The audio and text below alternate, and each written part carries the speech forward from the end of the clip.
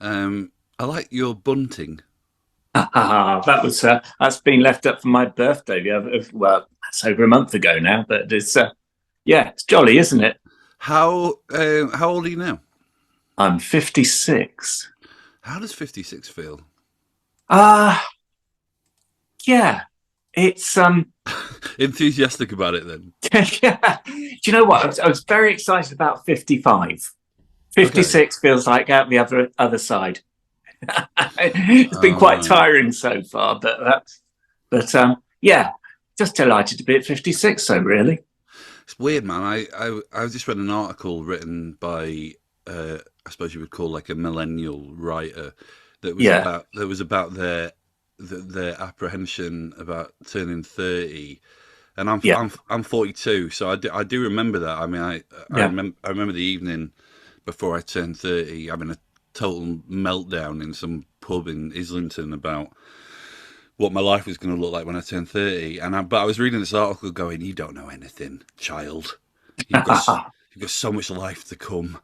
But I no, do. You know what? Though I kind of there is something about that about turning 30. It kind of, in some ways, it kind of felt like one of the bigger landmark ones because you are really leaving that kind of that younger period of your life behind. Then, yeah, it's kind of totally, yeah, anything with the three in front of it sounds a bit more adult, really, doesn't it? And kind of the expectations kind of yeah, come alongside that as well. I didn't really yeah. feel kind of 40 or turning 50 in the same way that I did with 30. How old were you? I mean, I thought I am kind of going somewhere with this. I actually this morning, for context, I was listening to Pablo Honey this morning. Oh, yeah. Almost like because I knew I was speaking to a member of a band that I was obsessed with as a teenager. And do you does that feel like a long time ago? um, yeah, mixture, really. Yes, in terms of the actual recording of the album, the actual sessions around it, it is starting to feel a little sepia toned now because that's 31 years since Yeah, we um we recorded that, and so it's actually kind of it's feeling kind of like a pivotal point really for me at the moment because I put myself back 30 years and we're releasing Pablo Honey, and yes, in some ways it does feel a while ago, but in a lot of ways I still feel the same person. Still feel like I could step back into that, and so then I project forward with that same sense, and I'll be 86, and that just kind of that blows my yeah, mind a bit, really. yeah, yeah. I guess what's interesting about time, going right in with the heavy stuff. I guess what's interesting about it is that I was listening to it, and there's a run from like Ripcord to I Can't, and I love that run of four songs. Okay. And I was right back in my art class doing my GCSEs and drawing the Pablo Honey sleeve, which with hindsight looked a lot more like the sunflower from the Vitalite advert. Uh, and I was just thinking, how curious to be speaking to Phil Selway about his songs after after a side hustle of soundtracks, from that point, really, from that record that I loved as a kid, that was obviously like, I mean, I'm not. I'm not projecting this. I've heard members of Radiohead talk about this, but almost like a band finding their feet. Yeah. Like, did you? I mean, where you are now, did you ever imagine that that's where you would be at that point, or was that just not the way that you thought about things? I don't know. I think kind of at that stage, you have the next kind of like waypoint in mind. So kind of when you start out as a band, it's to get your first songs written and to do your first gigs. Around the time of Pablo Honey, it was just that whole thing of kind of looking at it and thinking, yeah, we're actually going to have an album out. And um, so in some ways kind of didn't really look beyond that. I guess, we knew that we'd signed for 6 albums. with Parlophone at that point. So, you know, we knew that there was potential to have that kind of longevity, but also with that knowledge, you have so much that you need to go in your favour to see us through that period. You know, I mean, first you have to kind of stay interested in it as a band, as a group of 5 people, to kind of see that through. You have the label, most importantly, has to stay interested in you and to keep faith in what you're doing as well. So in some ways it probably kind of didn't really, I guess it was such an all kind of encompassing time, just that whole thing of releasing it, getting out touring, trying to figure out what your life was like as a professional musician by that point. So kind of didn't really very much in the moment in that respect, but knowing that things could go on. But actually the whole idea of 6 albums just seemed, you know, that seemed like a very long way off in the distance. And so yeah, I think it was a very new experience at the time. And I think I was very much bound up in figuring that out. I think what I mean a bit more though is that I guess, you know, when I was listening to Strange Dance in the car the other day, and I was thinking that, you know, there's almost a point in like kind of Radiohead's discography where it becomes apparent that this isn't like I guess this isn't a band in the sort of Ramones fashion of like there's a guitarist, there's a bass player, there's a drummer, there's a singer. Like it becomes more sort of amorphous than that. The sort of the musicality and the involvement of all of you across different elements of the music. And I guess that like when you were sort of making Pablo Honey, or to an extent the Bends or whatever, like at that point, do you feel like at that point were you writing your own songs, or did you feel like you could go, "Oh, I've got this song"? By that point, by the time, you know, we were signed, no, I wasn't bringing material to the table at that point. When we first started as a band, I did, but I think by the time we reached Pablo Honey, I think we knew what was working, and that was kind of like focusing on Tom's material. That's what really worked for this idea of Radiohead, I guess, for that kind of artistic drive of it. And also at that point, I really felt that I had quite a step up in terms of my own playing as a drummer, and I really wanted to focus on that. But I guess, you know, in the background, I was kind of what I did to, you know, I was always kind of tinkering away on a guitar and having ideas for songs, but I just didn't know what to. It didn't feel as though that was the right thing to bring into the band. And also, you know, there was a lot of material there already. Yeah. But, you know, it took me it was probably until, I don't know, like after Amnesiac, really, where I really started to think, well, what am I going to do with this material? And then it took me another couple of years to actually think, right, this is going to work as an album in my own right. And then from there, just kind of realizing there was still a lot to learn, a lot to figure out within that. And so, yeah, it was a lengthy process to get there. Was that was that self-doubt though that maybe was the gestation of it getting to that point, or I guess almost what I'm trying to say is that, you know, rightly or wrongly, we don't look at a lot of like successful rock bands, and we don't look at the back of the stage at the drummer and kind of almost wonder what's going on Yeah. with their sort of own sort of musical journeys. And then here you are, like, 3 albums under your name and a load of soundtrack stuff, making music which is consistently, in my humble opinion, very, very good. Thank you very much. And I guess that I wonder whether that's.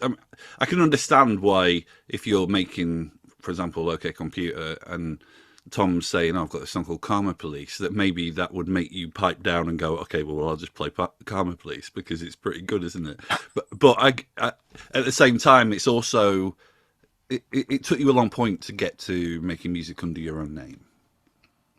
Yes, it did. And I think there is something, I think once you're signed as a band, you become, you do that whole thing. You start touring a lot. You start to have much more, there are far more external influences and opinions coming into you and as to how to make it work as well. And I guess, I saw my role very much as a drummer, and it felt very difficult to step outside of that as well.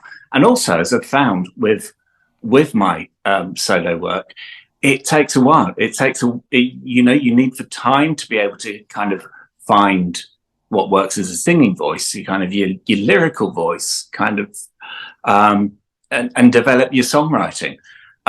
And really, in kind of that first period of Radiohead, from Pablo Honey through till probably kind of somewhere around Hail to the Thief, I guess there just wasn't the time to put into that in the way that you need to make it something that you feel confident that you can release. And yes, you do. You question it within yourself as well. It's because you're not getting that, because you're doing it for yourself basically, and it was a very private process. You're not getting that feedback really on it either.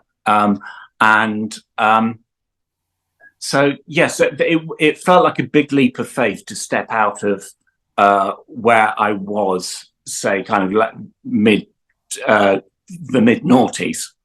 Yeah, I think that explains it really well. I think one of the things I really like about your voice, your singing voice, is it sounds a bit like I have overheard someone singing to themselves in a little room under the stairs. Yeah. Is that I'm the drummer who lived. Yeah.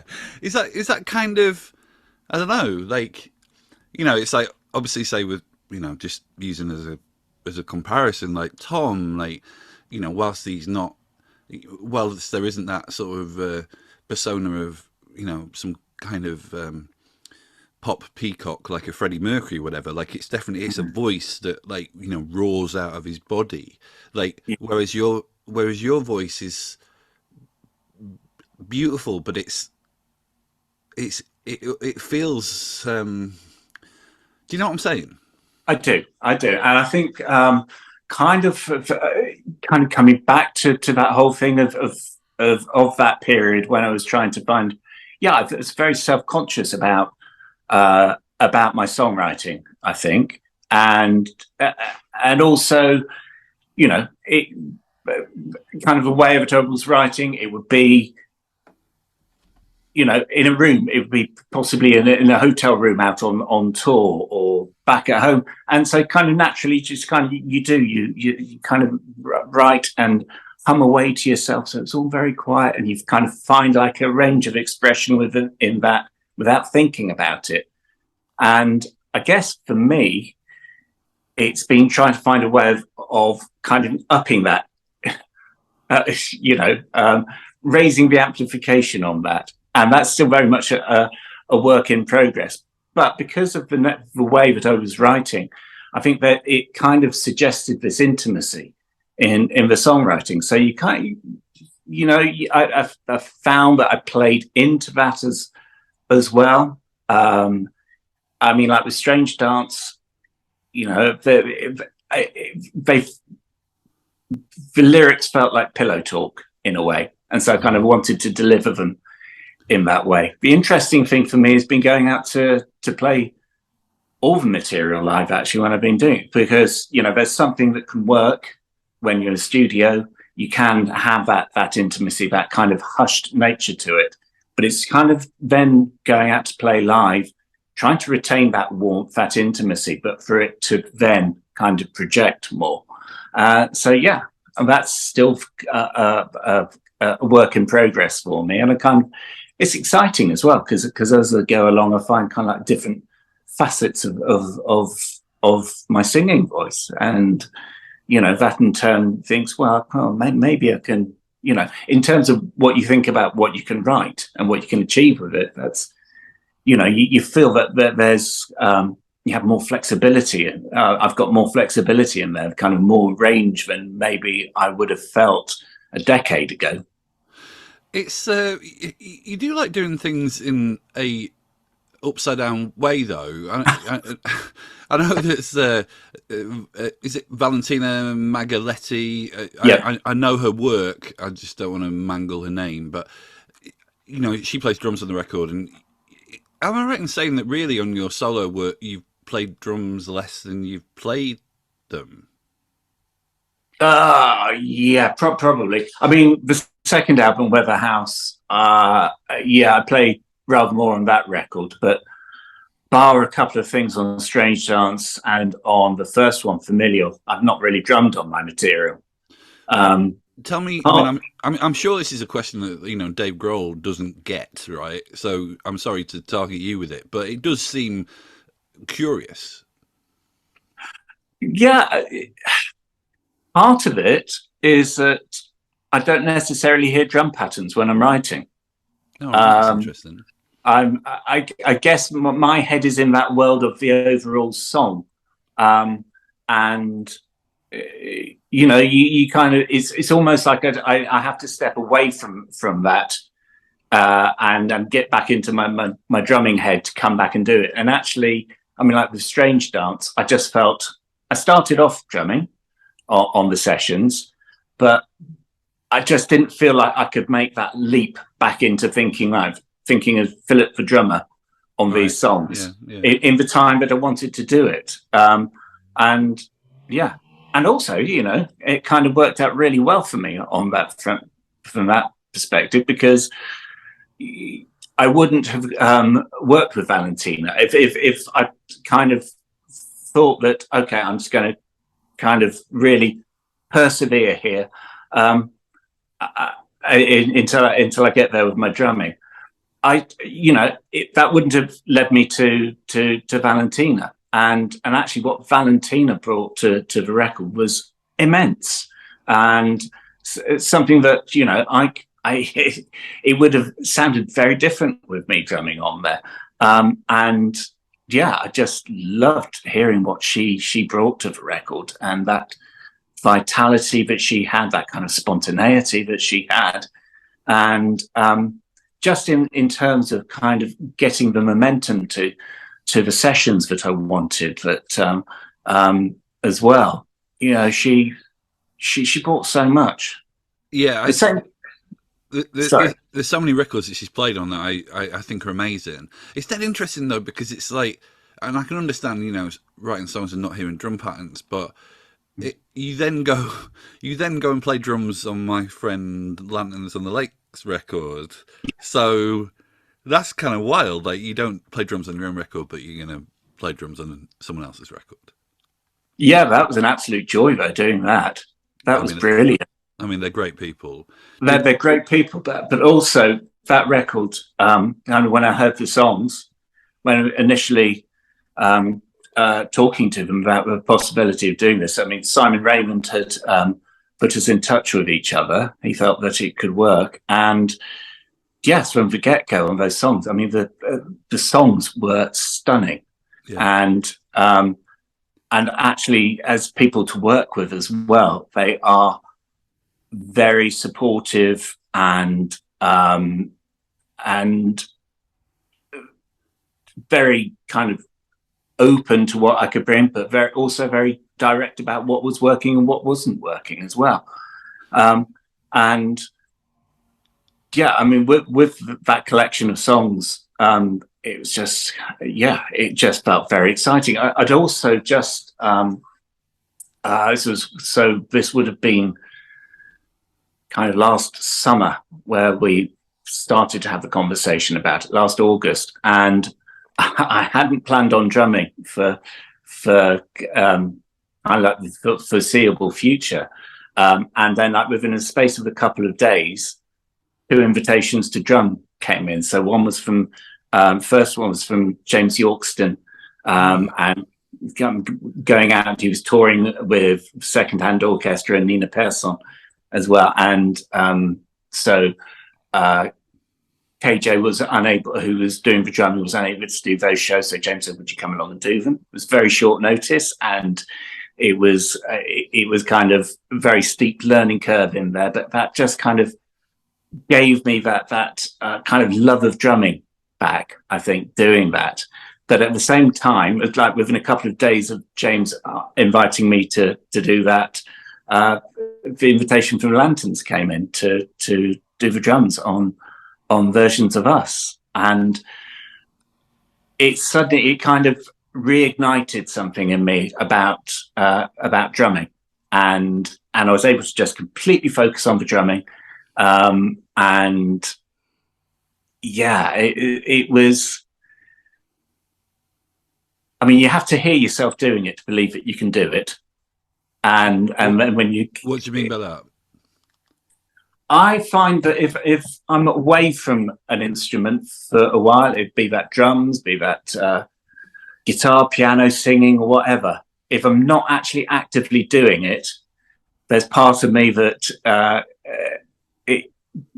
you really question whether you can do it again. Yes. I'm so surprised to hear that. I mean, I used to be in a band when I was younger, and I very rarely touched my guitar. But I definitely feel like if I picked it up now, I could probably. Maybe I couldn't. But of course you would be able to, and of course I can when I go back to it. And kind of there's a part of me that knows that. Yeah. But unless I find that unless I'm actively, I mean, it's like thinking of myself as a musician.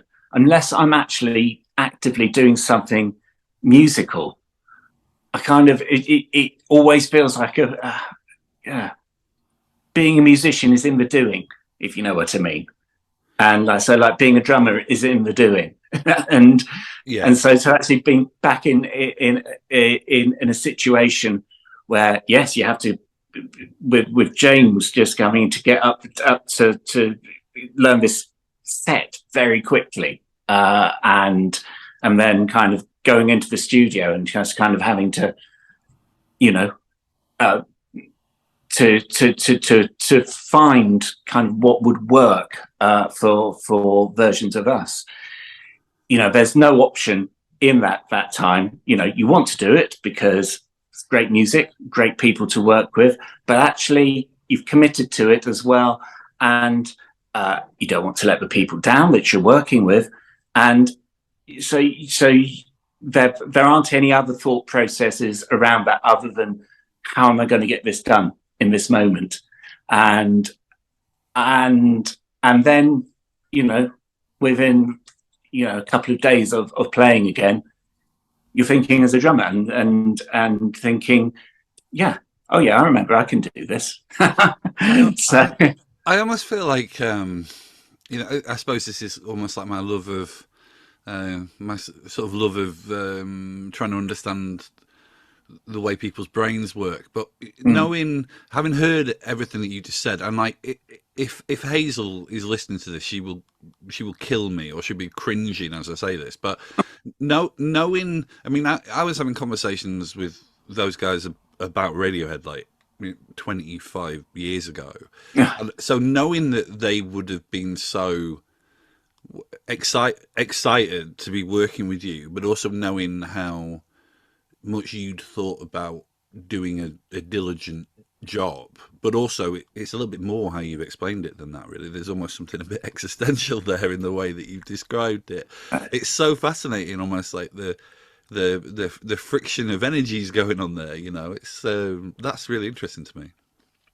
Yeah, it's it felt like quite a potent time in a way, because Yeah, yeah, particularly, and I've spoke to them. I had an awareness at the time, a little bit of what had got them to that point, and read more about it in the interviews that they've done since as well. So I mean, it was quite a turbulent time for them as a band, I yeah, think. yeah, yeah. And so yes, there was a lot of. It was almost like this kind of like a release of tension in for me in the kind of the making of the drum parts of that stage of the record, and that's always quite a that's a very energized place to be, I think. On the Strange Dance, there's a lot of there's a feel, I think, on quite a lot of the songs of and tell me if I'm way off base, but I've heard you talk about Carole King, but there also feels like there's a lot of Tom Waits in it. Yeah. Is that because of? I wondered if that was because the songs were written on piano, or whether that was just. I feel like both of those artists, obviously, the first thing you kind of think about is the piano. I wondered if that's how the songs were written. Yeah, some of them started off on guitar and then kind of morphed across into piano songs. I think with the Tom Waits thing for me, which is very much on Strange Dance itself, I've with this record, as we were saying earlier on, kind of my singing voice is still a work in progress for me, and kind of with coming into this record, I'd found that actually it worked in a lower register for me. And so you kind of look around at, other artists who kind of sing in an interesting way and in a really kind of engaging way in that register. And that kind of led me back more to Tom Waits. Tom Waits has always kind of been a big figure for me. But, and I by no means sound like Tom Waits, No, totally. Almost the anti-Tom Waits in a way. But there is something. There was something that I felt that I could, particularly with kind of what potentially could be some of the prettier songs on the record. I mean, Strange Dance itself, in its piano version, is quite a pretty piano ballad. Right. And I always liked, like on Closing Time, what Tom Waits could do with that kind of song. There was something about it, you just have, you have these wonderful melodies, these kind of very satisfying chord progressions in there. But there's something about it that he just sets it off balance a little bit. And it just means that it just feels as though that there's, a richness and a complexity that then emerges from a song because of that. And so, I mean, like with Strange Dance, as I say, it was a piano ballad. And, it felt like there's a very strong melody there to it, and very wholesome kind of chord progression going on in there. But then actually stripping out the kind of that harmony, and just allowing all the kind of other wonderful musical voices that were there and part of the session, with Adrian Utley and Quinta, and this incredible rhythm track from Valentina as well. I mean, and very, very much kind of channeled like a Bone Machine era Tom Waits for the rhythm track on that one. And then it allowed this, then Hannah Peel, added parts on there, and it just felt that actually kind of taking the kind of the prettiness of the song of it out from the center, it allowed for these incredible musical voices then to take it to a far more complex place, I think. And then kind of Laura Moody's orchestrations on top of that with the brass and the strings. And that's something, I feel that kind of you get the sense that Tom Waits does that as well. So, yeah, it's an amazing ensemble of people that you put together for this record. Oh God, wasn't I lucky? Yeah, I mean, I kind of came into thinking about making the record and had my dream team in mind, and with Marta Sologni producing as well, and they all said yes, and that was a victory moment. And then kind of, oh my God, I have to come up with something that warrants that, really. Total tangent, but I need to say this while I have the opportunity to speak to you. I'm so in admiration of you for your patronage of Samaritans. I think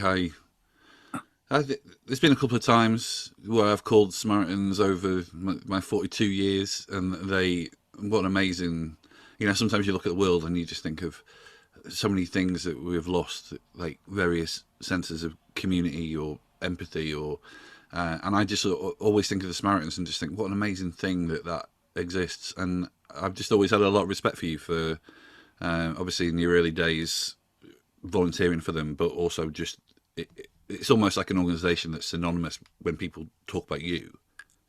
Well, yeah, it's but they've been such an important organisation in my adult life, and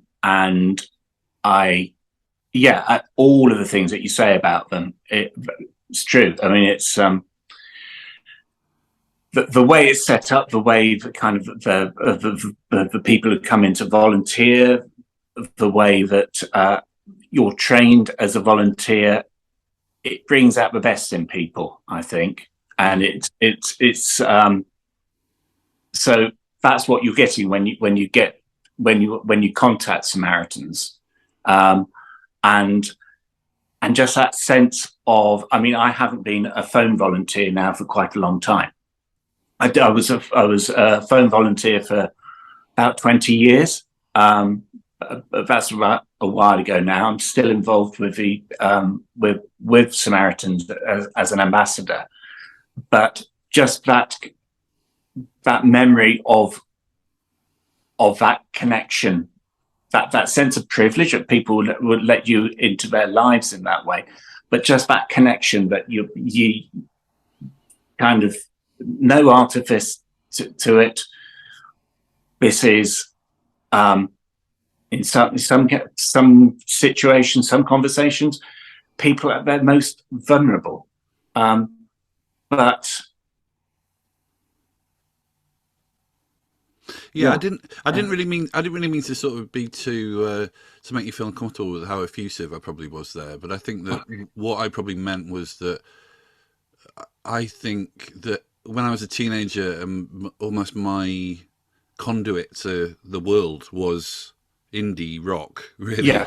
I don't think I knew what Samaritans was until I almost kind of heard it associated with your name. It was almost like kind of used, I feel like, as like a reader, as like a student of the music press as a teenager. It was almost used almost to like, I don't know, almost sort of characterize you as quite a humble person, or the band as like, quite almost like the antithesis of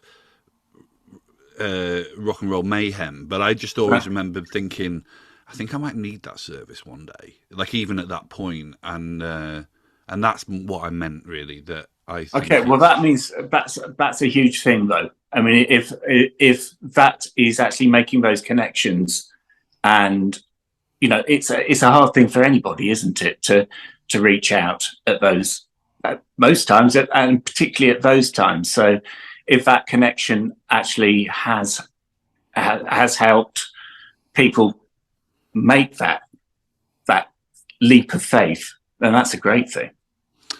Yeah, full credit to you, Phil Selway. Listen, I would be a terrible music journalist if I didn't say, do you think that Radiohead will make a new record at some point? We're always talking about kind of potential plans, and